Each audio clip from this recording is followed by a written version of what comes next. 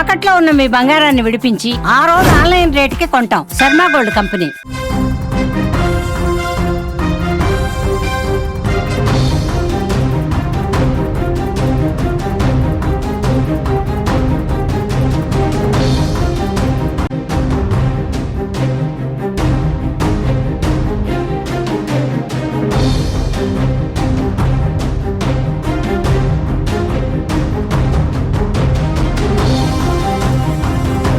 ప్రపంచ వేదికపైన పాకిస్తాన్ దొంగ నాటకాలు ఆడుతోంది. భారత్ మమ్మల్ని భయపెడుతోందంటూ అరబ్ దేశాలతో చర్చలకు వెళ్తోంది. భారత్ని నిలువరింపజేయాలంటూ విజ్ఞప్తులు చేస్తుంది. At the same time Jammu కాశ్మీర్లోని భారత సరిహద్దు గుండా కాల్పులకు తెగబడుతోంది పాక్ సైన్యం.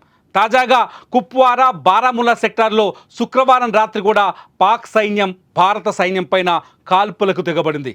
గడిచిన 10 రోజులుగా పాక్ సైన్యం భారత సైన్యం పైన సరిహద్దుల వెంట కాల్పులు జరుపుతూనే ఉంది.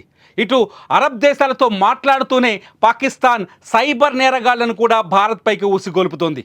గడిచిన 10 రోజుల్లో దాదాపు 10 లక్షల సార్లు సైబర్ నేరగాళ్లు భారత ప్రభుత్వ సైట్లపైన, ఆర్మీ, రక్షణ సైట్లపైన సైబర్ దాడులకు తెగబడ్డారు. చాలా సైట్లని హ్యాక్ చేసేందుకు ప్రయత్నిస్తున్నారు. ఈ హ్యాకింగ్ అంతా ఇండోనేషియా, మొరాకో దేశాల నుంచి కొనసాగుతున్నట్టుగా తెలుస్తోంది.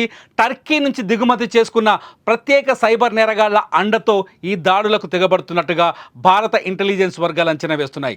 నిన్న కూడా కశ్మీర్కి సంబంధించిన ఆర్మీ స్కూల్స్తో పాటు అక్కడ విశ్రాంత ఉద్యోగులు, రిటైర్డ్ ఉద్యోగులకు సంబంధించిన హెల్త్ వెబ్సైట్లపైన కూడా పాక్ సైబర్ నేరగాళ్ల దాడులు జరిగినట్టుగా ఆధారాలు బయటకు వచ్చాయి. మొత్తంగా పాకిస్తాన్ భయపడుతున్నామంటూనే భారత్పై దాడికి రెడీ అవుతోంది, కయ్యానికి కాలు దూతోంది. ఇదిలా ఉంటే పాకిస్తాన్ ప్రధాని షహబాజ్ షరీఫ్ నిన్న ఇస్లామాబాద్లో కీలక సమావేశం నిర్వహించారు. సౌదీ, యుఏఈతో పాటు కువైట్ దేశాల ప్రతినిధులతో ఆయన సమావేశమయ్యారు. ఈ సమావేశంలో భారత్ని నిలువరింపజేయాలంటూ ఆ దేశాల ప్రతినిధులకు విజ్ఞప్తులు చేశారు. పుల్వామా దాడి తర్వాత భారత్ ఏ క్షణమైనా తమపైన దాడికి తెగబడొచ్చని, యుద్ధానికి పాల్పడొచ్చని పాకిస్తాన్ భయపడుతున్నట్టుగా ఈ చర్చలతో అర్థమవుతోంది. షహబాజ్ చాలా స్పష్టంగా యుఏఈ, సౌదీ, కువైట్ దేశాల ప్రతినిధులకు చెప్పారు, భారత్ని చర్చలకు సిద్ధం చేయండి, భారత్తో యుద్ధానికి మేము సిద్ధం లేము అంటూ తమ పిరికితనాన్ని బయటపెట్టినట్టుగా అర్థమవుతోంది. ఇటు సింధు నది జలాల నిలిపివేతతో పాకిస్తాన్కి ఒక అతిపెద్ద కష్టం ఏర్పడింది. సింధు జలాల నిలిపివేతతో పాకిస్తాన్ తీవ్రమైన ఆర్థిక ఇబ్బందుల్లోకి వెళ్ళే అవకాశం స్పష్టంగా ఉంది. ఈ ఇబ్బందుల నేపథ్యంలో పాకిస్తాన్ యుద్ధానికి వెనకడుగు వేస్తూనే, ఇటు కయ్యానికి కాలు దూతూనే అటు యుద్ధానికి వెనకడుగు వేస్తున్నామంటూ ప్రపంచ వేదిక పైన దొంగ నాటకాన్ని ప్రదర్శిస్తోంది. పుల్వామా దాడితో మాకు ఎటువంటి సంబంధం లేదని చెప్పుకునే ప్రయత్నంలో భాగంగా అరబ్ దేశాలతో దొంగ చర్చలు చేపట్టినట్టుగా అర్థమవుతోంది. అరబ్ దేశాల ప్రతినిధులకు పాకిస్తాన్ ప్రధాని చాలా స్పష్టంగా చెప్తున్నారు, పుల్వామా దాడితో ఎటువంటి సంబంధం తమకు లేదని. కానీ చాలా స్పష్టంగా అర్థమవుతుంది, పాకిస్తాన్ పెంచి పోషించిన లష్కరే తోయిబా తయారు చేసిన ది రెసిస్టెంట్ ఫ్రంట్ పుల్వామాలో దాడులకు తెగబడినట్టుగా అర్థమవుతుంది. అంతేకాదు, ఇస్లాం దేశాలన్నింటిలో ఉగ్రవాదాన్ని ప్రేరేపిస్తున్న హమాస్ లాంటి సంస్థల సహకారాన్ని కూడా పాకిస్తాన్ లష్కరే తోయిబాకి అందించినట్టుగా అర్థమవుతుంది. పాకిస్తాన్ ప్రపంచ వేదిక పైన మేము నిర్దోషులం, మాపై యుద్ధం చేయడం తగదని మాట్లాడుతోంది. అంతేకాదు, సింధు జలాలను ఆపి భారత్ మాకు శాపాన్ని పెట్టిందని, మా ఆర్థిక వ్యవస్థని దెబ్బతీసే ప్రయత్నం చేస్తుందని భారత్పై ఆరోపణలు మొదలు పెడుతోంది. కానీ అదే ప్రపంచ వేదికకు కనబడకుండా సైబర్ దాడులకు పాల్పడుతుంది పాకిస్తాన్. అదే ప్రపంచ వేదికలకు కనపడకుండా సరిహద్దు వెంట వరుసగా కాల్పులకు దిగబడుతోంది. ఎప్పుడైతే పహల్గాం దాడి జరిగిందో, దాడి జరిగిన మరుక్షణం నుంచే సరిహద్దు వెంట జమ్మూ కాశ్మీర్లోని కుప్వారా, బారాముల్లా, జమ్మూ సెక్టార్లో అనేక చోట్ల పాక్ సైన్యం వరుసగా సీజ్ ఫైర్కు పాల్పడుతోంది, వరుసగా కాల్పులు జరుపుతూనే ఉంది. ఇప్పటివరకు భారత సైన్యం ఈ కాల్పుల్ని తిప్పికొట్టినప్పటికీ పాకిస్తాన్ మాత్రం వెనకడుగు వేయట్లేదు. మరోవైపు యుద్ధానికి మేము రెడీ అన్నట్టుగా మిస్సైల్స్ ప్రదర్శన చేస్తోంది. నిన్న ఆర్మీ ప్రదర్శన కూడా పాకిస్తాన్లో జరిగింది.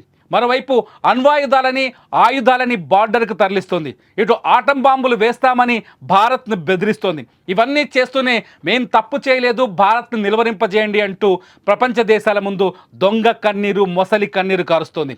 తాజాగా ఇస్లామాబాద్లో జరిగిన ఈ సమావేశాలు, ఏదైతే సౌదీ, యుఏఈ, కువైట్ దేశాల ప్రతినిధులతో జరిగిన సమావేశంలో పాక్ ప్రధాని షహబాజ్ షరీఫ్ తన పిరికితనాన్ని ప్రదర్శించినట్టుగా అర్థమవుతోంది. మొత్తానికి పాకిస్తాన్ బుద్ధి తెచ్చుకోకపోగా భారత్ వంటి శాంతియుత దేశం పైన దాడి చేయకూడదనే బుద్ధి తెచ్చుకోకపోగా మేము తప్పు చేయలేదని దొంగ నాటకాన్ని ఆడటం చాలా స్పష్టంగా మనం గమనించవచ్చు. ఇటు పాక్కు మద్దతిస్తున్న దేశాలు కూడా మెల్లిగా గొంతు మారుస్తున్నాయి, వాయిస్ను మారుస్తున్నాయి. పాక్ ఒక ఉగ్ర ప్రేరేపిత దేశమని, పాక్తో మొత్తం ప్రపంచానికే నష్టమని చైనా, టర్కీ వంటి దేశాలు కూడా పునరాలోచనలో పడ్డట్టుగా తెలుస్తోంది.